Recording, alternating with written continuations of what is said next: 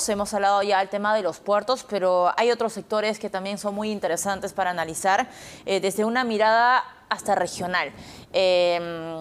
Que tiene que ver, por supuesto, con el tema de Tía María, y nos referimos a Arequipa. Carlos Gallardo, gerente general del Instituto Peruano de Economía, está con nosotros para analizar un poco el impacto que va a tener este proyecto, ¿no? en el tema, a ver, para la disminución de pobreza, el tema de la inversión pública, no sé, podemos hablar también un poco de recaudación, pero también las inversiones mineras que se están cocinando en Arequipa, porque Tía María es lo que ha sido noticia ahora, pero se vienen más cosas. Carlos. Sí, este es uno de estos proyectos que tenemos ya hace buen tiempo, ¿no? Y que debieron haber iniciado operaciones hace buen tiempo y que nos llevan como a analizar, ¿no es cierto?, qué oportunidades vamos perdiendo en el camino por los proyectos que se van retrasando y no salen a tiempo.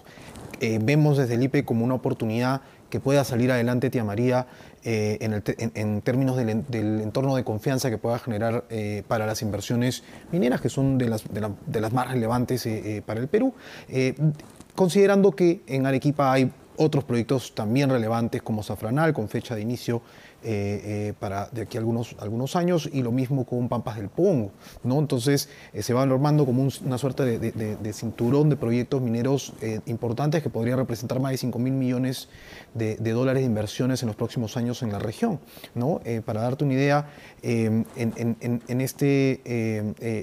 si Tía María, que debió haber iniciado operaciones alrededor del 2011, y Zafranal, que debió haber hecho lo propio en el 17, hubieran salido a tiempo, ¿no? Ese mineral extraído es mineral que se vende, recaudación que se genera, empleos que se generan, hubiera representado, nosotros estimamos que hubiera significado que Arequipa, el PBI de Arequipa en el 2022 hubiera sido 19% mayor, ¿no? Porque tú puedes hacer esas estimaciones en la medida que te hablo pues de los encadenamientos que tiene la minería y la actividad económica que va generando en la región. Y hubiera generado también 13.000 millones adicionales de canon, ¿no? Porque los proyectos que van, digamos, 13.000 millones de soles. De soles adicionales en canon en este periodo del 2011 al 2022, ¿no? O sea, suficiente, digamos, como para cerrar brechas. Es el punto, ¿no? De que la minería, y las inversiones, en general, la inversión privada, la inversión que puede generar empleo, que genera en este caso canon para la región, puede o permite la reducción de pobreza, mayor empleo, mayores ingresos y reducción de la pobreza, que es lo que hemos visto en Arequipa en estos últimos años, ¿no? Ahora, sí quisiera que nos expliques así muy en ABC, Carlos. En estos momentos Arequipa, ¿cuántas minas tiene operando, funcionando? Mira, el año pasado, digamos, registrado de operaciones que hayan extraído y registrado su nivel de operaciones, yo creo que alrededor de 40 unidades mineras del régimen general, ¿no? Sin contar los artesanos. Y estas 40 unidades están en 5 o 6 de las 8 provincias que hay en Arequipa. O sea, digamos, Arequipa es una región minera, ¿no? Interesantemente, en Islay no hay de estas operaciones, al menos registradas en 23, mineras de régimen general, ¿no? Pero eso no quiere decir que no reciban canon, por ejemplo, ¿no? Porque reciben canon como todos los otros distritos y provincias reciben Entonces, canon. Arequipa tiene en estos momentos 40 unidades mineras operando, pero, hacemos aquí un paréntesis, se pueden venir otras minas, y lo ponemos ahí, está en pantalla. Estas son la cartera de proyectos de inversión minera. Es una gráfica que ha preparado el IPE, que estamos mostrando, por supuesto. Está Pampa del Pongo, Tía María, Don Javier y Zafranal. Por favor, explícanos en detalle todo esto. Sí, de esos 4 proyectos que son los principales que tiene Arequipa, vemos 3 con fecha de inicio. Esto ha cambiado en el último año, ¿no? Antes solo Zafranal tenía fecha de inicio, ahora tenemos a Pampa del Pongo y Tía María. Lo interesante del Pampa del Pongo, por ejemplo, es que la minera dueña de esta mina, la empresa minera dueña de esta mina, se ha hecho de la concesión del Puerto Marcona, que está ahí nomás. Entonces, esto va a ser potente. Y claro, el puerto no va a ser exclusivo para el uso minero, es un dinamizador de la economía de las 7 u 8 regiones de esa zona, ¿no? Ahora, Pampa del Pongo es el que tiene mayor inversión por encima incluso de Tía María. Es correcto, sí. Es un proyecto de hierro, ¿no? Es de la envergadura o incluso mayor que Chinalco, que Shougan en Nazca, ¿no? Y yo lo que creo que, como te decía, es como una suerte de cinturón desde Islay hasta Pampa del Pongo, ¿no? Pasando por, Arequipa mismo, donde está ya Cerro Verde hace más de 2 o 3 décadas. Ahí hay otro proyecto de Don Javier, que también es de cobre y Zafranal. y, como te digo, creo que la oportunidad de poder complementar estos proyectos con el puerto en Marcona, Corillo, que hablábamos hace un momento con el comentador anterior. O sea, creo que hay una serie de proyectos importantes y por eso, digamos, la esperanza de que este momentum que se ha generado con Tía María y que el proyecto pueda continuar en contraposición a que se vea obstruido nuevamente, yo creo que podría generar ese entorno favorable para que estos proyectos en general se vayan desarrollando. Ahora, claro, mucho se habla de la minería, ¿no? Del aporte que este sector tiene para reducir brechas, etcétera, pero de nada va a servir que la minería esté presente, que se distribuya el canon, las regalías en estas regiones, en estos distritos, cuando las autoridades no ejecutan de manera correcta ese dinero, porque finalmente el arequipeño va a decir, ya, ok, tenemos a la minería, yo sigo cobrando lo que cobro hace 20 años, voy al hospital y nadie me atiende, me enfermo, toco la puerta de la posta y no hay médico, me dicen, o sea, ¿cuál es la relación también ahí que tenemos que analizar? Porque hay otra arista, hay otra cara también de la moneda. Sí, mira, en los últimos 3 años Arequipa como región, y esto se va distribuyendo a sus provincias y distritos,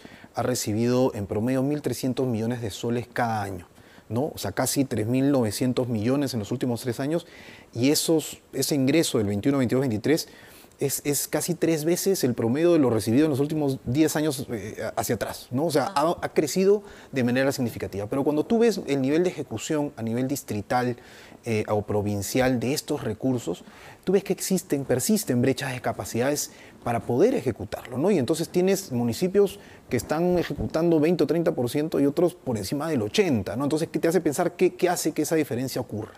¿No? Y son estas brechas que son importantes porque si no el servicio no llega al ciudadano.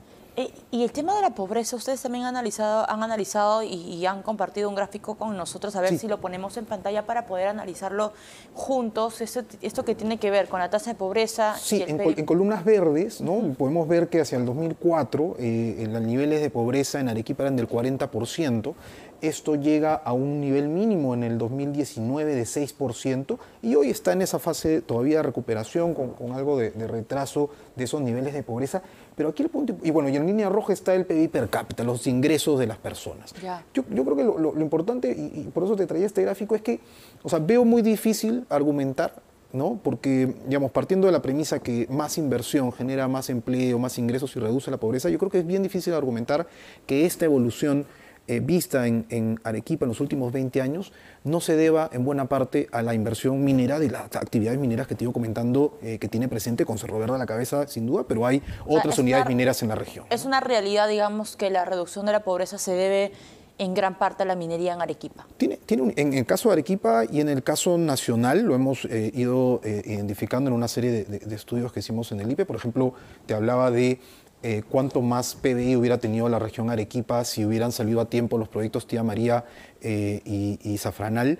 Y ese mismo cálculo, pero para todo el país, lo hicimos en un estudio hace no mucho, y en el cual encontramos que podríamos haber tenido alrededor de 2 millones menos de personas pobres en el 2022 si es que hubiesen salido los proyectos a tiempo. Porque los proyectos dinamizan la actividad económica directa e indirectamente a través de los encadenamientos y eso determina mayores ingresos para la región, para los pobladores y menores niveles de pobreza. Ahora ya para ir cerrando, Carlos, está bueno, ¿no? Y de verdad llena de mucho optimismo. O sea, lo decimos porque siempre suelo conversar con ministros, con analistas, etcétera. Incluso el mismo presidente del Banco Central de Reserva ha visto con buenos ojos sobre el tema de Tía María y probablemente cerremos el PBI 2024 con sesgo al alza.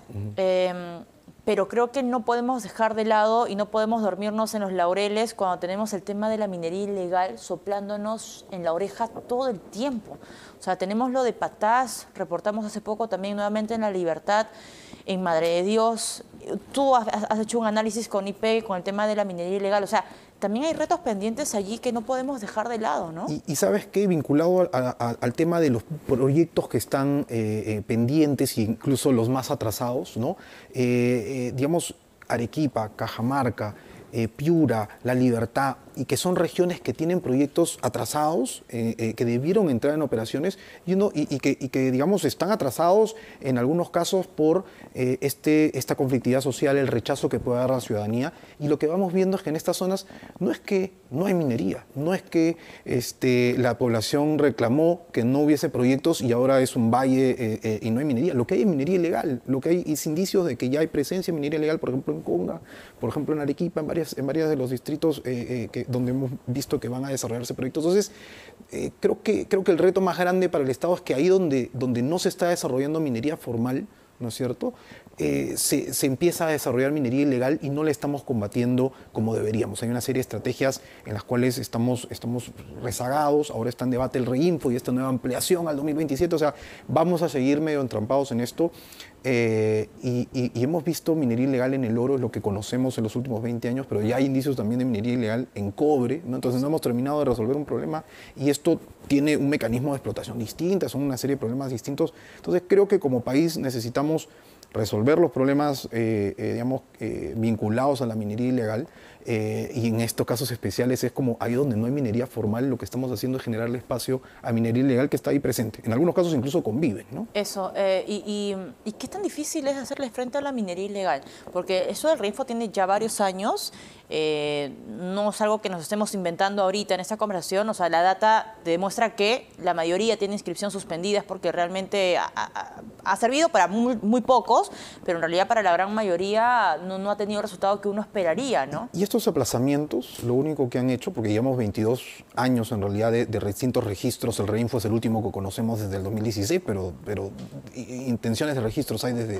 hace 22 años, y lo que vemos es que estas ampliaciones para lo único que ha servido es para dos cosas. Primero, para desincentivar a los que sí, artesanos, mineros artesanales que debieran, producir mejor, ¿no es cierto?, mejores técnicas, un desincentivo total a hacerlo. Y lo segundo es que le hemos dado tiempo a la minería, a minería ilegal, a la criminalidad, a los extorsionadores, para que se aprovechen de esos que sí lograron el registro para usarlos, extorsionarlos para usar estos registros para poder blanquear el mineral que extraen de manera ilegal. Entonces, es un problema complejo, tiene varias aristas. Comenzamos por las acciones de interdicción, tenemos que deben ser constantes, permanentes, ¿no?